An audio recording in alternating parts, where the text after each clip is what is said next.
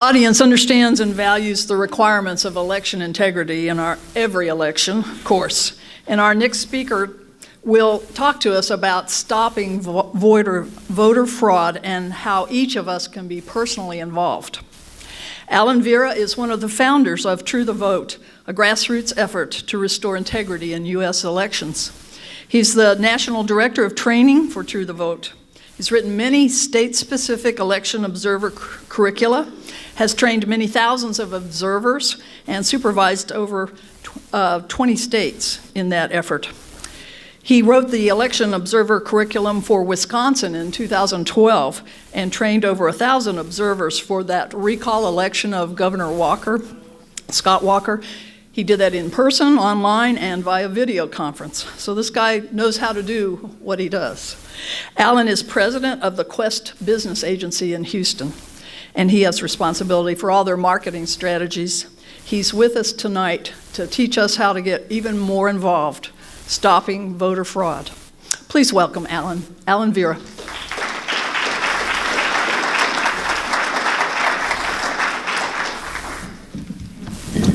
Thank you. Good to be here.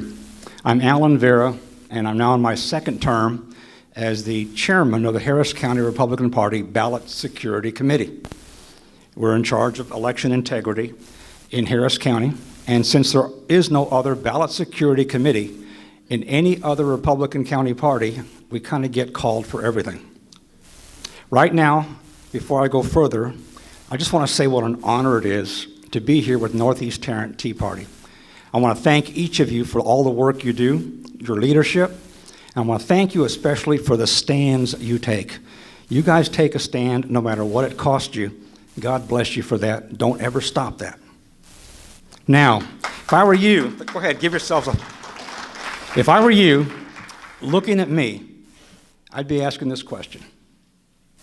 What combination of bizarre circumstances and coincidences, perhaps with some divinely woven intersections, could possibly qualify an old, ugly, Hispanic Vietnam Army Airborne Ranger vet to address the Northeast Tarrant Tea Party on the topic of election integrity? Well, let me answer that first. As you've heard, I was one of the 6 people chosen by Catherine Engelbrecht to help start a group called True the Vote, nonpartisan and nonprofit going after election fraud. For reasons known only to God, I was chosen as Director of Curriculum and Training, which meant that I got to memorize the election code of Texas first and convert that into everyday language to train poll watchers to go out and stop the fraud. 2010 was Harris County, 2011 was all of Texas, 2012 we got big-eyed. Let's go national. Alan, go out and learn the election laws of at least 28 states and translate those into poll watcher classes. Oh, sure, no problem. The greatest experience in that year was between January and May of 2012 when I made multiple trips to the state of Wisconsin for the recall election of Governor Scott Walker. Now up there, they don't call them poll watchers, they call them election observers. They don't have precincts, they have wards. And I thought I could just take my Texas poll watcher training presentation with 61 overhead PowerPoint slides and just do some cutting and pasting. Only one slide was the same. That's how different the election laws are state to state. In those 5 months working in Wisconsin, I got to see the worst of American elections. The absolute worst. I got to see the vulnerability of paper ballots and how one party in particular has become expert in manipulating them. You don't have to go too far back to remember Al Franken winning as senator from Minnesota because someone mysteriously found 28 cartons of ballots that hadn't been counted the night before. It goes on constantly. I also came face to face with the evil of same-day voter registration. You walk into the poll and you register at this table, and 2 minutes later you're voting at that table. No chance to vet, no chance to check you out, you just vote. And then you drive back across the state line because you weren't from Wisconsin to start with. I've also seen face to face the ugliness that grows when labor unions and well-funded political organizations like Acorn, are allowed to be too influential. Every trip I made personally to Wisconsin, every drive I made, I was followed by one big GMC SUV. And when I asked my local hosts from Election Integrity Wisconsin who was in that SUV, it was always the same. It was unions. And I know they were just there to make sure that I got to my next destination safely. When I'd come back to Houston, after every trip to Wisconsin, I'd check my voicemail at True the Vote, and it was full of threats. Threats against me, threats against my wife, threats against my family, my house, my dogs, my shorts. The hilarious part is, when someone threatens to kill you, but you were infantry, it doesn't matter. It doesn't matter. But I also saw the best in elections. I saw what happens when citizens like you step up and say, this election belongs to us. Not to the parties, not to the unions, not to the acorns, it belongs to we the people. Those cheesehead election observers stepped up in grand style.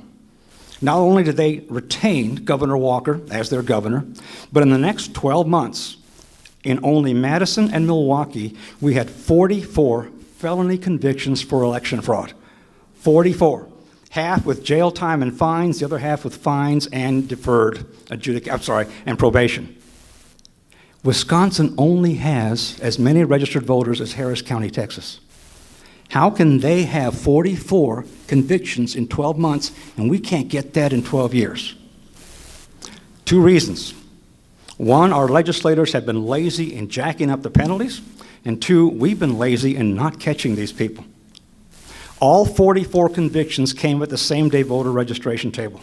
In Texas election law, a poll watcher can stand anywhere they need to stand to see and hear what's going on, right? In Wisconsin, poll watcher cannot be closer than 10 feet from the transaction.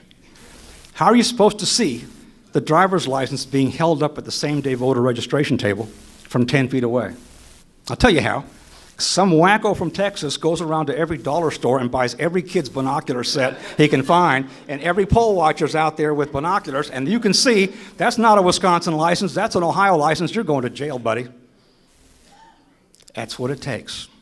So what's going on here? What's going on? Well, as you may know, Catherine Engelbrecht was attacked by the Obama administration in waves. She had 3 IRS audits in a row. Of course, True the Vote went to the same thing Northeast Tarrant Tea Party went through in terms of being denied their 501c3 for years and years and years. But Catherine was set upon by the IRS. She was visited by the Bureau of Alcohol, Tobacco, and Firearms because she had a gun-making shop with her husband. And she was audited over and over by OSHA, who kept fining her because her plant was not safe. You know it's all BS. Catherine finally folded as far as True the Vote. I was boots on the ground. Other smarter people did all the cool internet stuff. I just went out there and trained people and went to the front lines. In 2013, she made the tough decision that she had to get out of the boots on the ground business and go back to just online, virtual. So what were you to do with the boots on the ground leader? In June of 2014, True the Vote traded me to the Harris County Republican Party for a bag of Mardi Gras beads and a future draft pick. My responsibilities got bigger, but focused only on Texas, and this has been a wild ride. Northeast Tarrant Tea Party. I mentioned that I'm proud of the way you take stands and don't back down. It's my life every day. One of my favorite Winston Churchill quotes is, "You have enemies, good. It means you've stood up for something sometime in your life." And that's what this is. What's going on in Texas? What's going on in Texas is a battle along multiple fronts. Number one is the state legislature, okay? Every year, 37 wacko Democrats introduce bills that we have to stop and you need to help stop.